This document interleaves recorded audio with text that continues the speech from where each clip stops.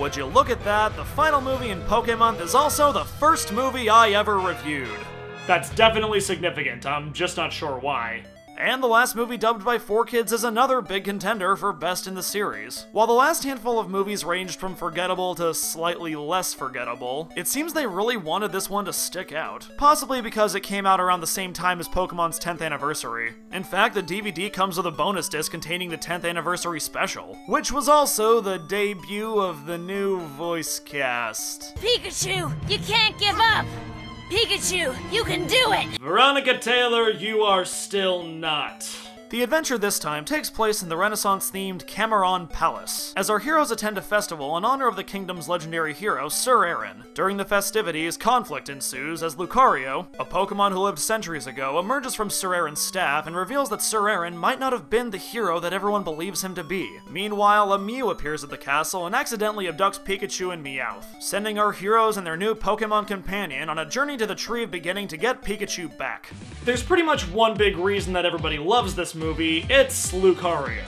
And why not? From the very first scene, you know Lucario is a badass. He has awesome aura powers, he's brooding, he's got demons. He's a loner with the head of a jackal and the voice of Goku. Everybody loves Lucario. Even Nintendo loves Lucario. It's like the second Ken Sugimori submitted the design, they were like, holy crap, that's freaking metal! Let's put him in Smash Brothers and give him his own movie. What's that? He's not a legendary? Well, let's give him one anyway. Are we still talking about doing Mega Evolutions? Let's make him the first Mega Evolution ever. We want to make sure every kid has a Lucario. You already caught a Lucario? We'll have another Lucario! I swear, if Pikachu wasn't already the mascot, this guy would be on all the merchandise. And I'll admit, he is a cool character, because he actually is a character. I wouldn't say he's complex, but he's developed enough that he can carry a movie. Which he does, because this is the first Pokemon movie that's almost entirely character-driven. The whole Pikachu retrieval plot is really only there so there's something else going on as Lucario struggles to understand why his master betrayed him and abandoned the kingdom in a time of crisis. And they front-load the movie with enough action, drama, and mystery that you almost forget that pretty much nothing happens in Act 2.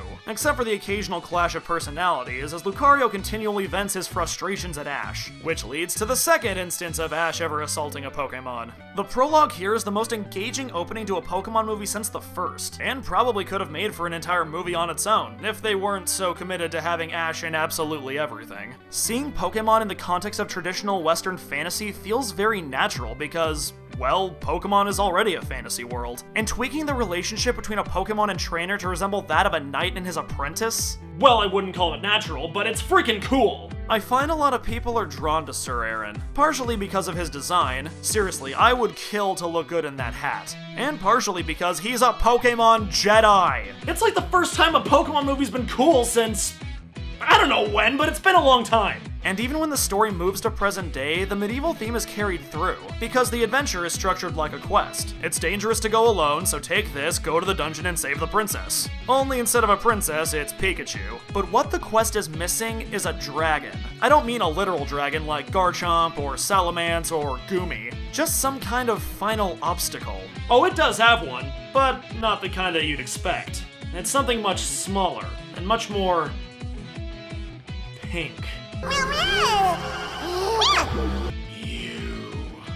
After hearing my thoughts on Celebi and Pokemon Forever, you probably already know where I'm going with this. Mew is too damn cute. I don't mean that as a term of endearment, it is literally too damn cute. The first movie managed to balance that out with a sense of mystery and power, but here that balance is completely gone. And on top of that, Mew doesn't feel like it belongs here. This movie's one-shot expositing sidekick is Kid, some kind of documentarian/explorer who wants to solve the Mystery of Mew and the Tree of Beginning. What Kid discovers is that Mew and the tree are symbiotic creatures. That's cool, I guess, but what are we supposed to take away from that? That's like discovering how many electrons are in an atom of a given element. It's great that you can do that, but how does that make for good storytelling? It does wind up having a place in the story, but in a way that completely kills this movie for me. Forget that Max, May, and Brock are useless, forget that Team Rocket is only here so Meowth can translate Pokespeak. Mew is the reason I can't call this the best Pokemon movie. And in order to fully illustrate my point, I'm gonna have to go into spoiler territory, so if you'd rather avoid that, simply click here.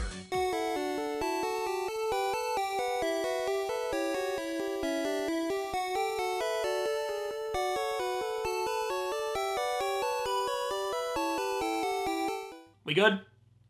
Okay, Mew is a dick! Follow me on this one. Once they get to the tree's immune system thinks they're a threat and starts picking them off. Yeah, this is another movie where Ash dies for a hot second. This, of course, would never have happened if Mew had never abducted Pikachu.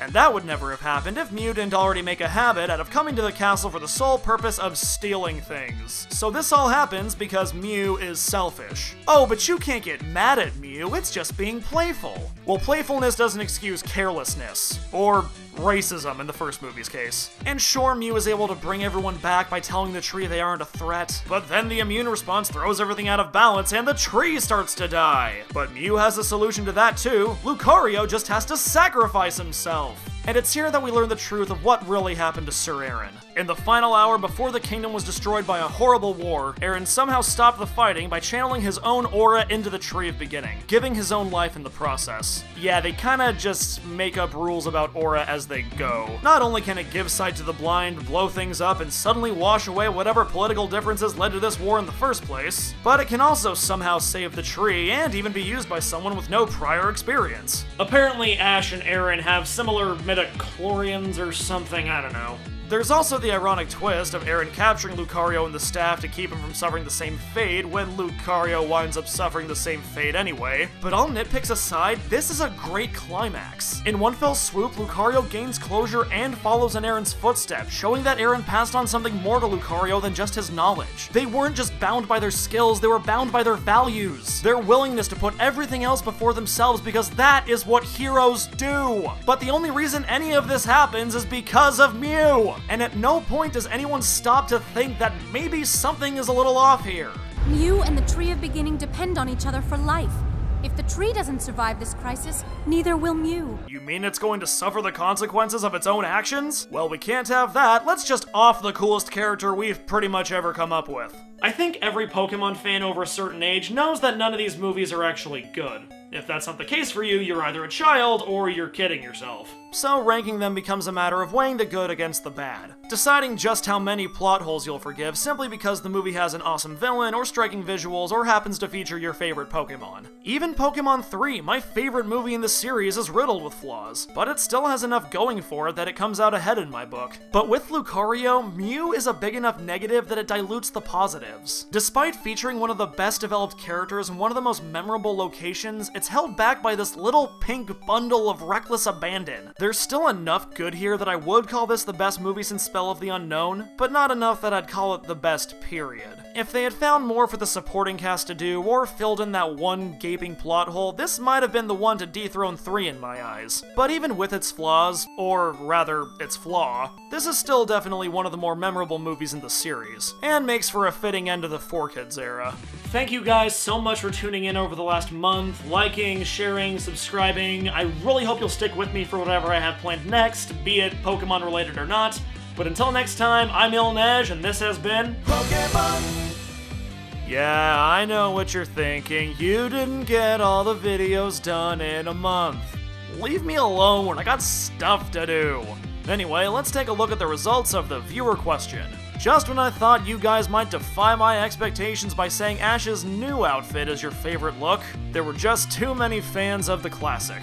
For the final viewer question, I want to know your favorite Pokemon movie and your least favorite Pokemon movie. So head on over to the official What We Had to Watch Facebook page and cast your vote. And I'm not just talking about the 8 movies I reviewed, I mean all 16 of them! So go on, head on over, like the Facebook page, vote or die, all that good stuff. And seriously, thank you guys so much for watching these videos, it's been really interesting doing this series. Stay tuned for more wacky web-based shenanigans.